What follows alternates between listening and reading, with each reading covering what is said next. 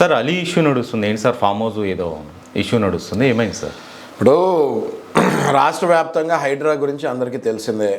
మూసీ నది పక్కన లేకపోతే చెరువుల దగ్గర ఎక్కడైనా కడితే కన్వెన్షన్తో సహా రేవంత్ రెడ్డి గారు చాలా డిసిప్లిన్గా చాలా సిన్సియర్గా వెళ్తున్నారు. ఏ ఒక్కరిని కూడా వదలమని కూలగొడుతూ వెళ్తున్నారు. హైడ్రా ఆ పని వల్ల ఫ్యూచర్లో ఎన్నో ప్రాణాలు మిగులితే అది ఇప్పుడు అర్థం కాదు జనాలకి. ఫ్యూచర్లో వానలు వరదలు వచ్చినప్పుడు హైదరాబాద్ ములక్కూడదు అన్న ఒక స్వదుద్దేశంతో మన ముఖ్యమంత్రి రేవంత్ రెడ్డి గారు ఆ పని చేపట్టారు. అది డెఫినెట్గా అది హర్షణీయమైన పని. నెంబర్ 2, ఇప్పుడు అలీది మీరు ఏదైతే చెప్తున్నారో నేను చూస్తాను జరిగింది హైడ్రాకి సంబంధించి లేదనుకుంటా. ఇది హైడ్రాకి సంబంధించింది కాదు. వికారాబాద్ జిల్లా నవాపేట మండలంలో ఇక్కడ ఆయన ఒక 5 నుంచి 10 ఎకరాల ల్యాండ్ ఏదో కొనడం జరిగింది. వ్యవసాయ భూమి అది. అందులో ఈయన కొంచెం ఫామ్ హౌస్ కొంచెం పెద్ద ఎత్తున కడుతున్నాడు, నిర్మాణం కొంచెం పెద్ద ఎత్తున చేస్తున్నాడు అని చెప్పి పర్మిషన్స్ కూడా తీసుకోకుండా కడుతున్నాడు అని చెప్పి 2 సార్లు ఆయనకు నోటీస్ వచ్చిందని మనం వింటున్నాము. అవి ఫొటోస్ కూడా కొన్ని చూస్తాం జరిగింది. పంచాయత్ నుంచి పంచాయత్ ఆఫీషియల్స్ వెళ్ళి ఆ నోటీసు అలీ దగ్గర ఎవరైతే పనిచేస్తున్నారో ఆ కుర్రోళ్ళకి ఇస్తాం జరిగింది. ఆ ఫోటో కూడా మనం చూస్తాం జరిగింది. ఫామ్ హౌస్లు చాలా మంది కడుతున్నారు కదా, ఎందుకు వచ్చింది అలీకి? ఏంటి ప్రాబ్లం? లేదు, ఫామ్ హౌస్ ఇప్పుడు ఒకటి గుర్తుపెట్టుకోండి మీరు. ఈ ఫామ్ హౌస్ కాన్సెప్ట్ ఏంటి అంటే 111 జియో అని ఒకటి ఉంటుంది రవి గారు. ఓకే, 111 జియో అని, గ్రీన్ జోన్ అని ఇలా ఉంటుంది. అంటే which are not residential zone. Okay, ఇవన్నీ కూడా 111 జియో, గ్రీన్ జోన్ ఇవన్నీ ఏంటి అంటే మీరు ఒక 1000 గజాలు ఉంటే అందులో 10% కంటే ఎక్కువ కట్టుకుంటానికి ఉండదు. ఇప్పుడు ఒక ల్యాండ్, ఒక 1000 గజాల ల్యాండ్ ఉంది, అందులో you can construct a house in 10% of the entire land. Okay, so 10%లో నువ్వు ల్యాండ్ కట్టుకుంటే ప్రాబ్లం ఉండదు. ఎప్పుడైతే 10% దాటి నువ్వు ల్యాండ్ కట్టుకుంటావో అప్పుడు ఇట్లాంటి ప్రాబ్లమ్స్ వస్తుంటుంది. ఆ 10%లో కూడా నువ్వు కట్టుకోవాలన్నా కూడా లోకల్ గ్రామ పంచాయతీ దగ్గర నుంచి మళ్ళీ పర్మిషన్ తీసుకోవాలి. ఇక్కడేనా మళ్ళీ కరెంటు అవన్నీ కావాలి కదా, ఏ ఇల్లు కట్టుకున్నా కూడా. సో లోకల్ గ్రామ పంచాయతీలో పర్మిషన్ తీసుకోవాలి 10%లో కడతానికి కూడా.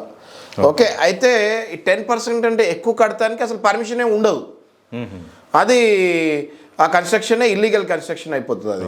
ఓకే, ఇప్పుడు మరి అలీ ల్యాండ్లో 1000 స్క్వేర్ యార్డ్స్ ల్యాండ్, అది ఎన్ని ఎకరాలు? అది 5 నుంచి 10 ఎకరాల ల్యాండ్. అది 5 నుంచి 10 ఎకరాల ల్యాండ్లో ఆయన ఎలా కడుతున్నాడు, ఎంత పర్సెంట్ ఆఫ్ ల్యాండ్లో ఇల్లు కడుతున్నాడు, అసలు ఆ కట్టడి ఏంటి, ఇవన్నీ మనం తెలుసుకొని దాని గురించి క్లుప్తంగా మళ్ళీ మాట్లాడచ్చు. ఇప్పటి వరకు మనకున్న నాలెడ్జ్ ఏంటి అంటే ఆయన అక్రమ కట్టడాలు కడుతున్నారు అక్కడ.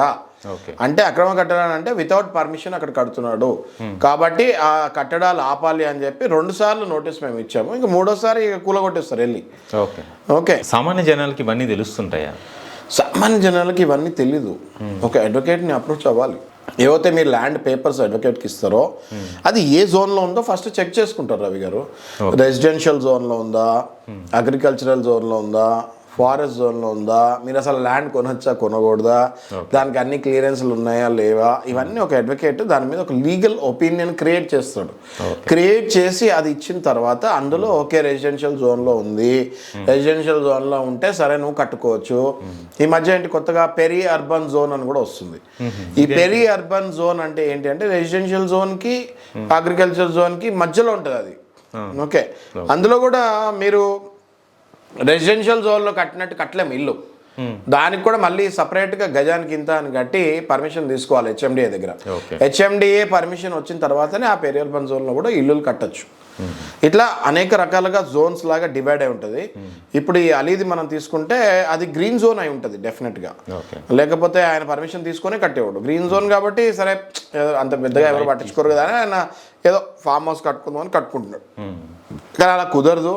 ఇప్పుడు రేవంత్ రెడ్డి గారి ప్రభుత్వంలో, కాంగ్రెస్ ప్రభుత్వంలో అసలు ఇప్పుడు హైడ్రా ప్రవేశపెట్టిన దగ్గర నుంచి అసలు హైడ్రానే కాదు వేరే ఎక్కడైనా కన్స్ట్రక్షన్ చేయాలన్నా కూడా జనాలు భయపడి 100 చెకింగ్ చేసుకొని కట్టచ్చా, ఎలాంటి ప్రాబ్లం వస్తుందా అని చెప్పేసి, ఎలాంటి ప్రాబ్లం వస్తుందా అని చూసుకొని కడతారు. అలాగే ప్రీ లాంచ్ స్కీమ్లో కూడా అనవసరంగా మీరు ఎంతో కష్టపడి సంపాదించిన డబ్బులు అవి అవి తీసుకెళ్ళి ఏదో ఒక రూపాయి తక్కువ వస్తుందని పర్మిషన్ లేకుండా బ్యాక్ డోర్ నుంచి వాళ్ళకి డబ్బులు ఇస్తే ఆ తర్వాత వాళ్ళ చేతులు ఎత్తేస్తే మీ దగ్గర ప్రూఫ్ కూడా ఉండదు డబ్బులు వచ్చినట్టు, క్యాష్ ఇచ్చేస్తారు చాలా మంది.